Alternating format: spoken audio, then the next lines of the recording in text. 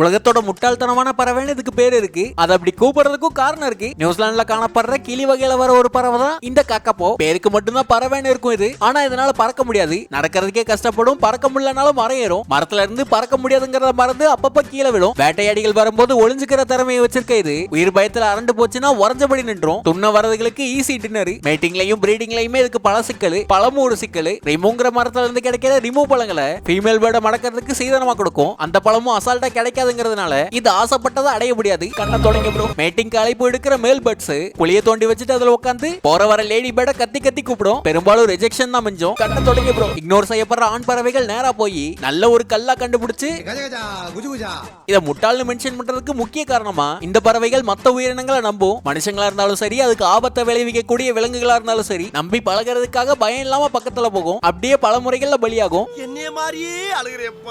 நியூசிலாந்துல ஆட்களை போட்டு இதோட இனத்தை பாதுகாக்கிற அளவுக்கு அழிந்து வரும் உயிரினத்துல ஒன்னாவே இது இருக்கு. அதோட அழிவுக்கும் அதே தான் பெரிய காரணமா இருக்கு. இவன் மண்டைய நான் ரொம்ப லவ் பண்றேன்.